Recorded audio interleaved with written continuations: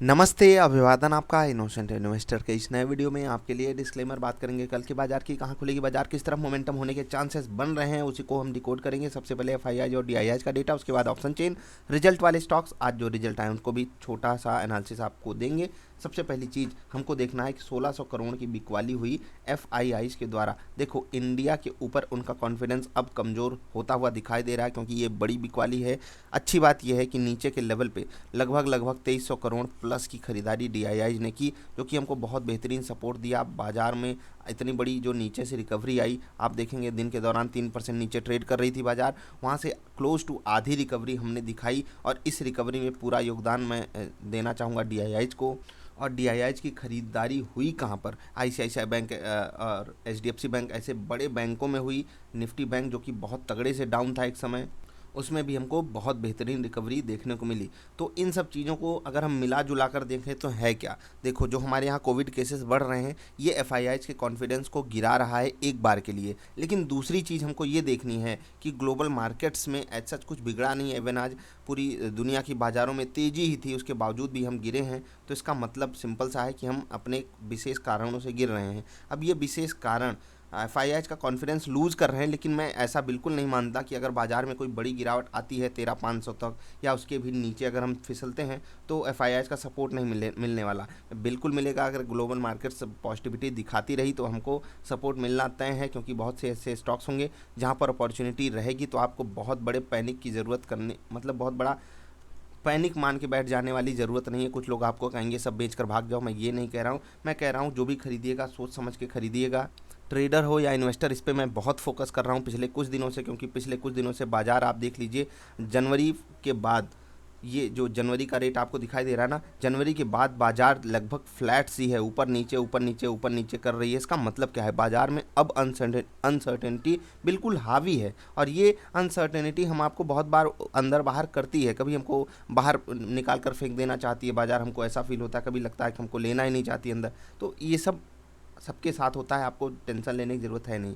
Global markets को अगर हम अभी के सिनारियो में देखें, तो जो हमारे यहाँ रिकवरी आ गई, ये डीआईआई का बेहतर सपोर्ट था इसलिए आ गई। लेकिन जो हमारी बाज़ार कल खुलेगी, अब देखिए यही होता है ना, जब दुनिया भर की बाज़ार मजबूत थी हम इतने कमज़ोर हो गए। अब वहाँ पर छोटी छोटी प्रॉफिट बुकिंग आ रही है अमेरिका के बाज़ार में, एशिया की बाज़ारों में, और इस कारण हमको भी कल एक नेगेटिव ओपनिंग देखने को मिल सकती है क्लोज टू 55-60 पॉइंट की। अब ये नेगेटिव ओपनिंग क्या बहुत ख़तरनाक है? नहीं, क्योंकि हमारे सामने जो स्टॉप लॉस अवेलेबल है, यानी कि जो जिसको हम सपोर्ट भी कह सकते हैं, वो है 14,250। टेक्निकल बेसिस पे 14,200 आज की क्लोजिंग भी है। तो ये 14,200 14,250 ये हमारे लिए बड़े सपोर्ट हैं। अगर बाजार इनके नीचे फिसलती है तो फिर से हमारा कॉन्फिडेंस लूज़ हो जाएगा। जो बायर्स हैं उनका स्टॉप लॉस ट्रिगर होना चालू हो जाएगा, और फिर तकलीफ जो है वो थोड़ी सी हायर साइड पे जा सकती है। कुल मिलाकर बात यह है, कल हमारी बाजार नेगेटिव खुलेगी 55-60 पॉइंट, जो कि एक हेल्दी चीज़ भी है कि हमारे पास ऊपर के लेवल पे जब कॉन्फिडेंस है नहीं, तो हम नीचे खुल के कम से कम बायर्स को थोड़ा बहुत ये कॉन्फिडेंस दे दें कि आपको रेट जो है वो ठीक ठाक मिल रहा है। अब हम रिजल्ट की बात कर लेते हैं। आपको मैंने समझा दिया बाजार किस तरफ खुलने वाली है। दो रिजल्ट मेन आए हैं, एसीसी और ICICI Pru life. ICICI Pru life का रिजल्ट डिस्कशन में लाना बहुत ज़रूरी है, इसको हम हो सकेगा डिस्कस भी करेंगे। आप इस चीज़ से पैनिक मत कीजिएगा कि 178 करोड़ के मुकाबले 62 करोड़ का प्रॉफिट आया। आप देख लीजिए नेट प्रीमियम जो है बढ़ा है, लेकिन कंपनी ग्रोथ पे और थोड़ा सा खर्चा इनका बढ़ गया है।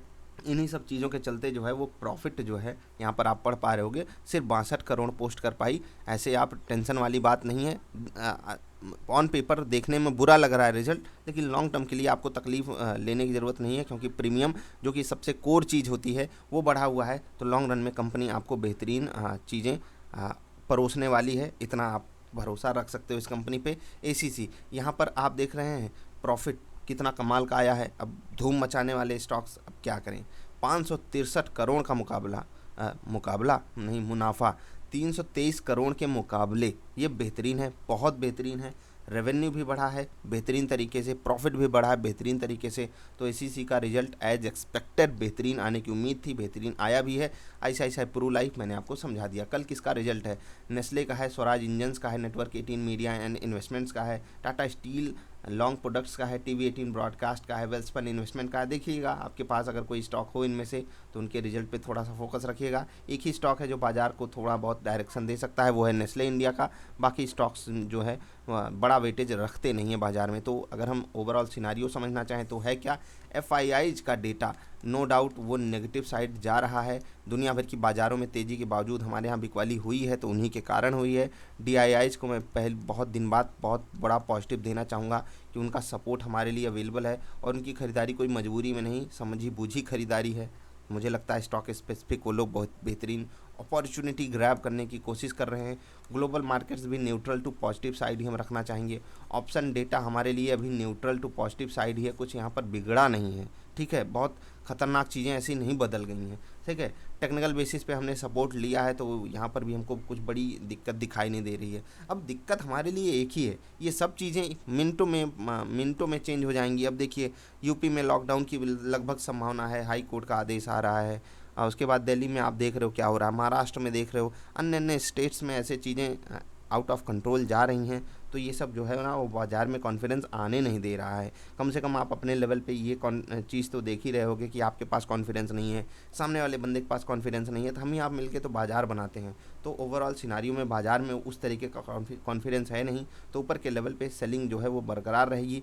पोर्टफोलियो अगर बना कर रखे हो तो याद रखिएगा पोर्टफोलियो निफ्टी से लड़ाई करने के लिए होता है। निफ्टी का रिटर्न और अपने पोर्टफोलियो का रिटर्न कैलकुलेट कीजिएगा। ये नहीं कि मेरा स्टॉक गिर रहा है, मेरा स्टॉक गिर रहा है, आप रोना रोते रहो, ये सब मत कीजिएगा।